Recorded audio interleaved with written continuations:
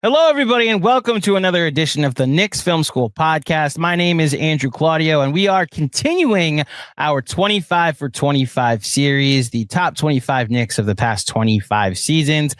Back with an honorable mention, and we're going to talk about a current Knick, as you can already tell from the description of this episode, and probably why you clicked on this thumbnail. And joining me to talk about a Villanova grad that won multiple championships that for some reason is not as beloved as the rest of the Villanova grads that won titles in college.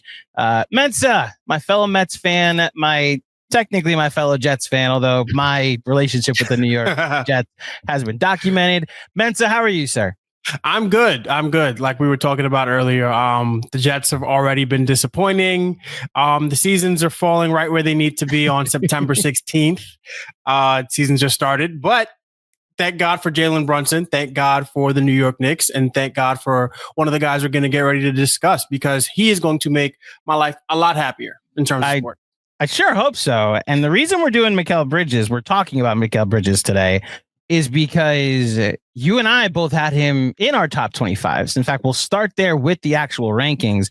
If you're watching on YouTube, you can see it on the screen. Mikal Bridges fell at 28 on the rankings. I had him listed at 25. In fact, you, me, Kev, Jeremy Goldstein, aka France, and Mark all had him in our top 25s, but nobody as high as you, who had him at 21. Although Mark did have the same ranking as you at 21.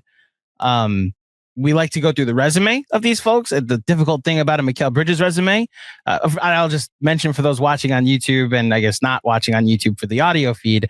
Yes, I have number 27 blacked out. You will want to tune in this weekend when we talk about number 27. That is the tease I will put out there. So Mikal Bridges, let's talk about his resume in a Knick uniform. And yes, it is a very quick and short resume because he's played here for one season. Mikal Bridges at number 28, attended the University of Villanova, a two-time national champion 2016 and 2018. He was drafted 10th overall in 2018.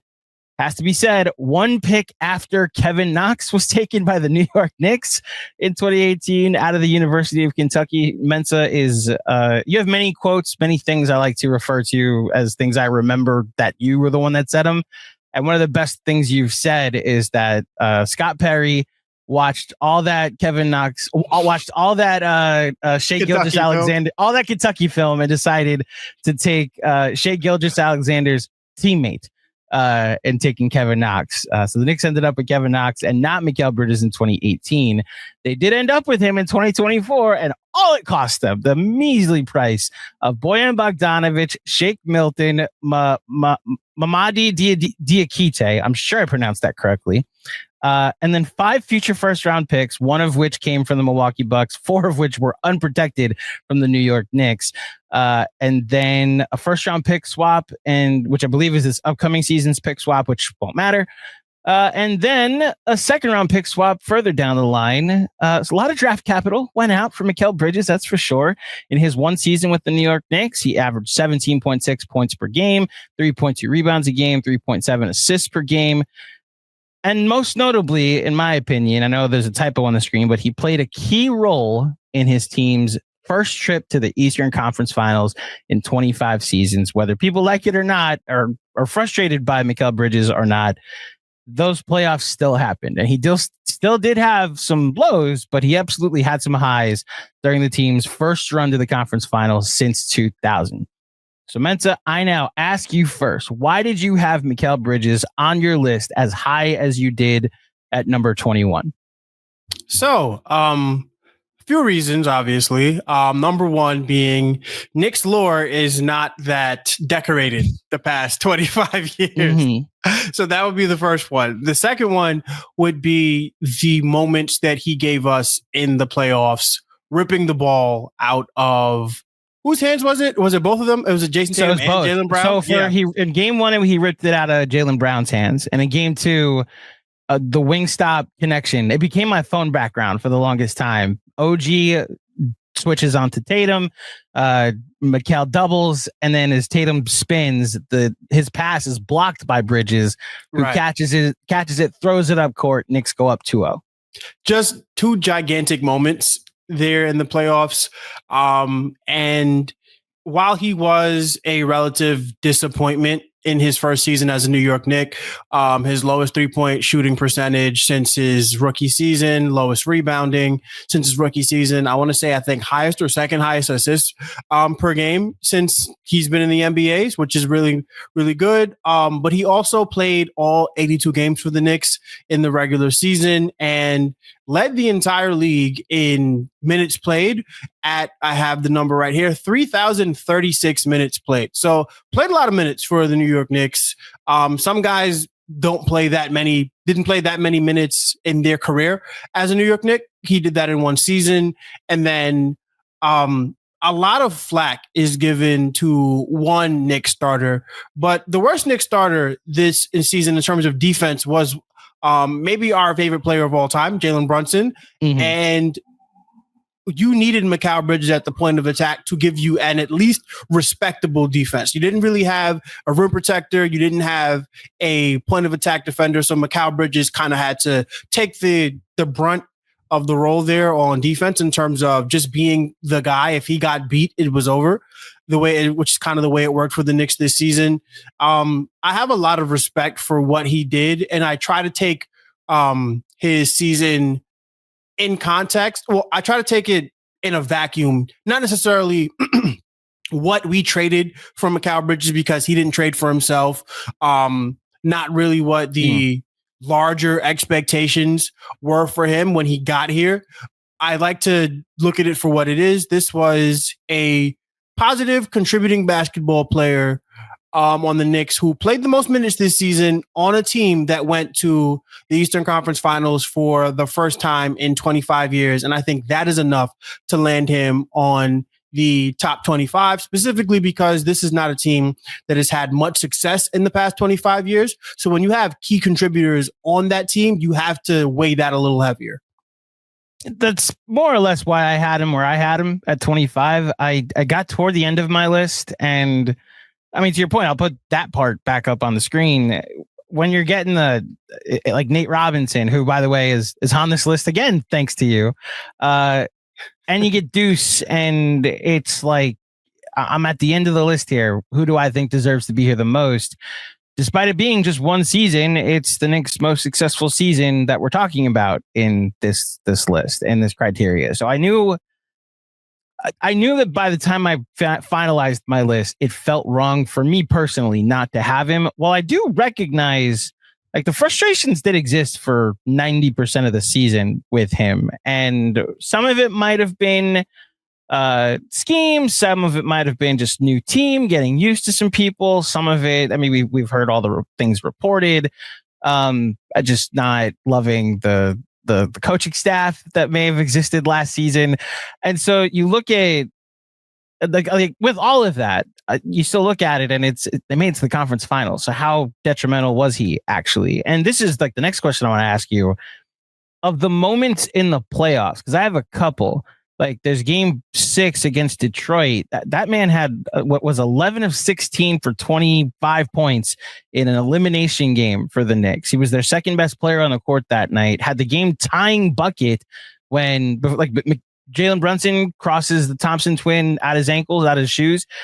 Before that happened, Mikal Bridges had a big putback layup to tie the game at 105 in the first place. So, like, there are many moments, as well as the 2 games against Boston, including game 4 against Boston, game 22 points in game 6 against Boston. Even didn't play all that poorly toward the end of the Pacers series either.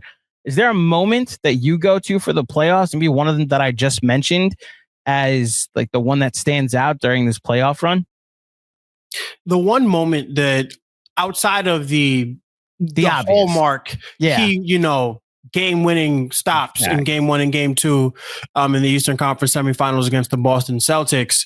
Another moment against the Boston Celtics was when he was giving Derek White the business. I forget which game it was. That's game 4. Just every mid-range, he was like, all right, so this is putting him in the post. This is mine. And giving one of the best defenders in the NBA, forget about perimeter, post. Derek White is an elite defender, does what he does better than most people, an overwhelming majority of the NBA. Derek White, I have a ton of respect for what he does on the defensive end. And Mikal Bridges just made him a non-factor in terms of what he was able to do to him one-on-one. Now, a lot of the frustration with Mikal Bridges this season was because he kind of fell in love with the mid-range, but you saw the value of that because in the playoffs, that's the one shot that defenses are going to give you is that mid-range. And he had been practicing it. He'd been going to it game after game after game. And we saw it come to fruition in a big game where I know what everybody's going to remember from game 4 is the Tatum Achilles, but the Knicks were up and were likely going to win that game, largely because of what Mikal Bridges did in that game 4. So I think that's the moment there where like game 1 and game 2, it was almost euphoric, right? And then we get punched back in the mouth in game 3. And then game 4, it's an instant classic as it's happening. And it's a shame that what happened to Jason Tatum happened to him in that game because it ruined what was such an excellent playoff game at the time. But watching the Knicks control down the stretch of that basketball game, it was almost like a coming of age for not the Knicks because it was their first season together, the Jalen Brunson, Mikal Bridges, Karl-Anthony Towns iteration of the Knicks. But for us as a fan base, where it's like we finally were able to believe that this team can actually do something. It wasn't just Knicks fan craziness. It was we are up or going up 3-1 on the defending champions who wiped the absolute floor with the NBA in the playoffs last year. And here we are a year later taking it to them. And Mikal Bridges was huge in that effort. So I want to say that game 4 against the Boston Celtics in the Eastern Conference Finals, where you're watching him just take Derek White, who was unsolvable defensively for a lot of teams in the NBA this year. And he just made him a non-factor. So definitely that game 4. So Mikal Bridges in the second half against Boston in game 4, 24 minutes, the only player on the Knicks to play the entire second half of this game. 7 of 10 from the field, 5 rebounds, 2 steals, 2 blocks, as well as, 1 block, 1 turnover. He scored 14 points and was a plus 19. I want to clarify, everybody on the Knicks was a positive in the second half as they erased a halftime deficit. But Mikal Bridges played the entire half and was largely part of this comeback win that they had in game 4. And just to make good measure, I went and found it. As people are seeing what time it is, this was my phone background for those watching on YouTube. I still have it as an option. It's the infamous "We Built for This" t-shirt that we made. Shout out to Mark Roskis. Quick break to tell you about America's first ever USDA organic THC gummy. You know the words. Shout out to Cornbread. Yes, Cornbread, the source of your healthy happy hour. It's a natural and healthier way to experience a carefree moment. Cornbread's THC gummies offer a balanced sense of happiness and relaxation. Well, how do they achieve that balance? My favorite thing about Cornbread is it's just the right amount for me as someone who is not a regular user of these sorts of products, but still wants to get that relaxation without feeling anxious or paranoid like some other cannabis edibles, which is why Cornbread's 1-to-1 THC to CBD ratio is perfect for me. They have 10 milligrams of THC per gummy, which is just the right dose, and it gives me everything I need without any of the stuff that I don't want. If you are looking for a healthier way to enjoy a carefree moment, you have to give Cornbread Hemp a try. They have created the first ever USDA organic THC gummy that is 100% legal. As a special offer to Knicks Film School listeners, you can get 30% off your first order. Just visit cornbreadhemp.com/KFS and use promo code KFS at checkout. Again, that's cornbreadhemp.com/KFS and use code KFS for 30% off your first order. Cheers to a healthier happy hour. I would agree with you. That's the moment I go to. That's not the infamous thing that I just put up. That was my phone background.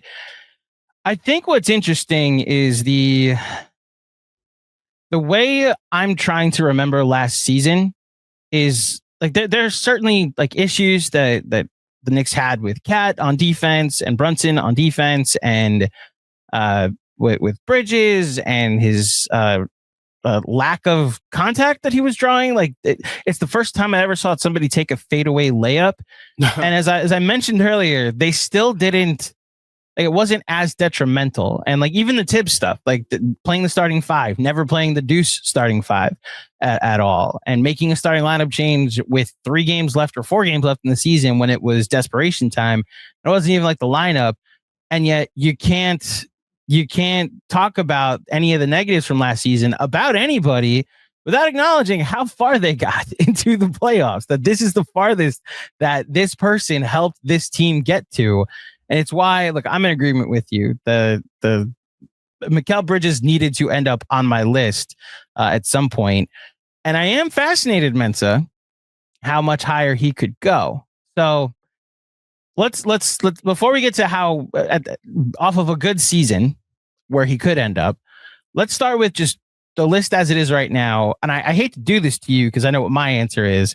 But if you were to pick one player that you would take off this list and put Mikal Bridges on, would you, on second thought, you have Mikal Bridges on already, but of the list that we've already put together as a team, as a crew, who would you have Mikal Bridges on over instead?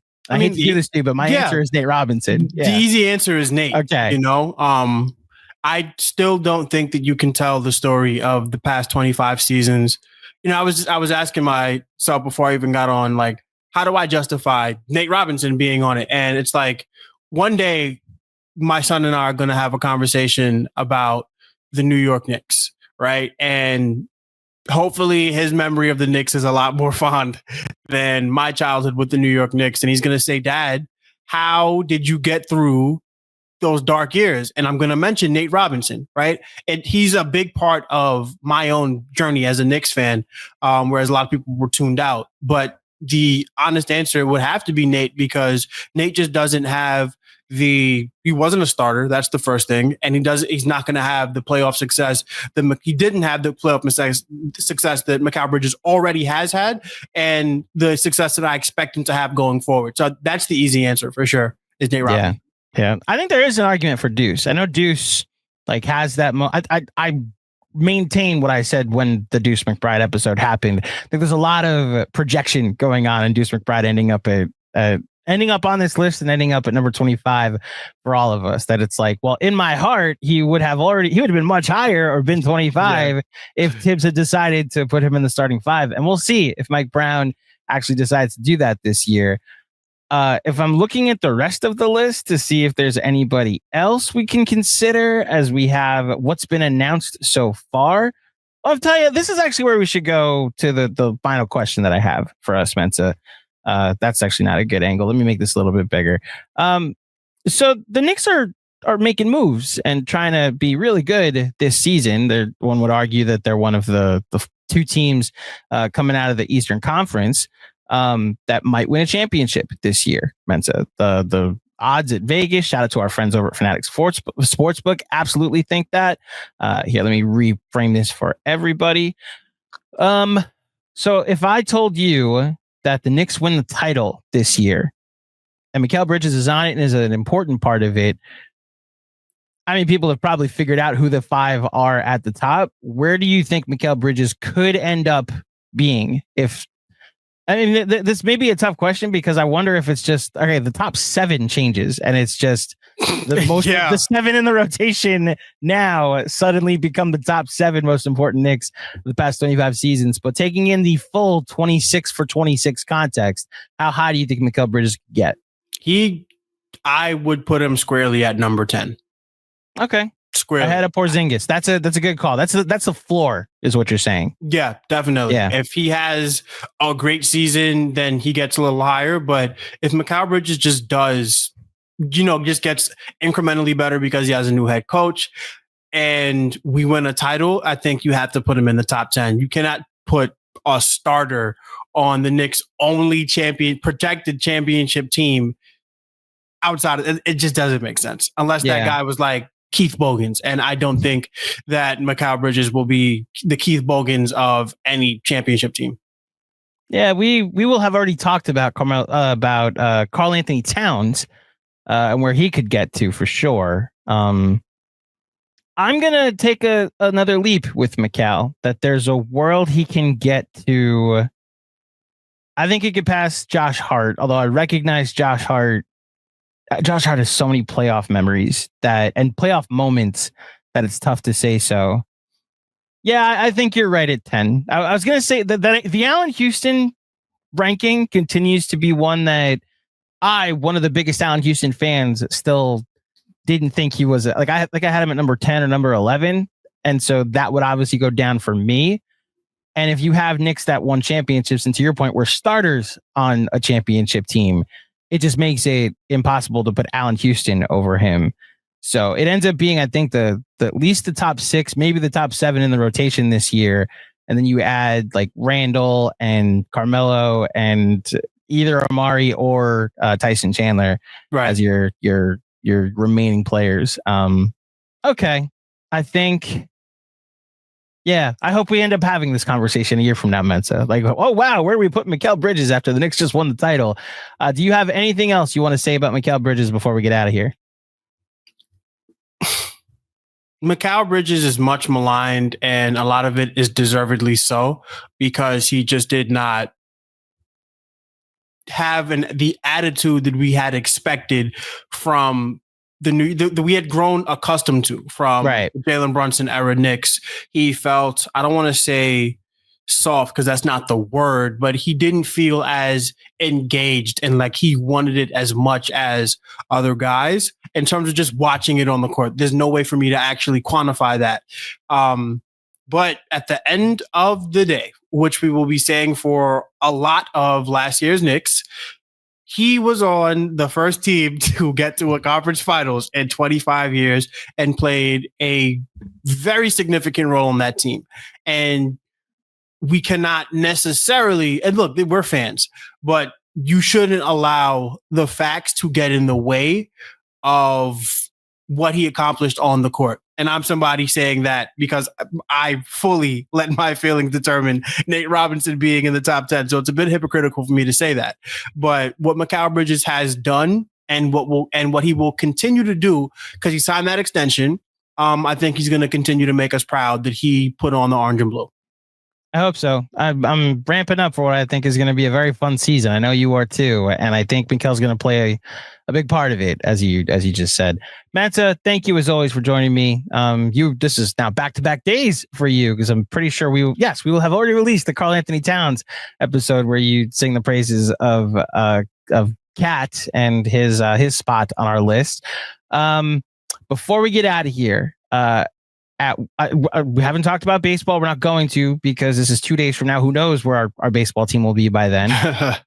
But at what point will you officially be on, like, I don't know who the quarterback is for the Jets that is in the college quarterback, that everybody opines for and comes up with a hashtag for. So at what point will you get there? Does 0-3, 0-4, 0-5 now? So next season, Game 3 for the Jets is against the back-to-back NFC South champion Tampa Bay Buccaneers. Mm-hmm. So if they go 0-3, you lose to Pittsburgh, you lose to Buffalo, you lose to Tampa. I think we have Monday Night Football against like the Dolphins or something. You lose to the Dolphins. Yeah, the Dolphins are the team. The Dolphins are selling for Sellers. It's over. Yeah, selling for Sellers. Oh, is that the quarterback's name? Sellers, or at least the number one projected pick? There's Lenora Sellers. There's the kid out of LSU, Garrett Nussmeier. There's a couple guys. None of them are like super knockout guys, but I like Sellers. So we're selling for Sellers. There's also no rhyme to go with Nussmeier. Yeah, that's not as expire for Nussmeier. I mean, you could go that direction. Yeah. Seller for Sellers. Sellers for Sellers is the one. I think you nailed that one. Yeah, I think it's Garrett Nussmeier, so it'd probably be like something for Garrett instead of Now I'm sticking with expire for Nussmeier, even though it's again Nussmeier. You shouldn't have been a good quarterback. We can't hashtag your name or create a chant for your name and how teams want to tank for you. Well, Mensa, I wish you the best of luck with football season, whether that means selling for Sellers or the Jets winning a couple games this year for sure. And I wish all of you out there watching this a good Knicks season. We're right around the corner from the Knicks season officially starting. Media Day is next Tuesday. First preseason game is in Abu Dhabi 2 weeks from today. And I'm looking forward to the Knicks Film School coverage that we are known for. And you're getting to see me and getting to see Mensa all throughout this season for sure. Thank you for listening. Thank you for watching. If you dig the show, head over to iTunes, drop a 5-star rating and a review. Remember, follow us on all socials on Twitter, X, Instagram, TikTok at Knicks Film School. As I mentioned, rate, reviewed, subscribe to our YouTube channel and turn on alerts so you're notified every time there's a new episode. And then if you want an ad-free version of this pod for $7 or additional content from DJ and Benji for a higher tier, check out the Knicks Film School Patreon. We have a ton of stuff over there. Until next time, thank you for listening. Thank you for watching. We'll speak with you soon. Peace.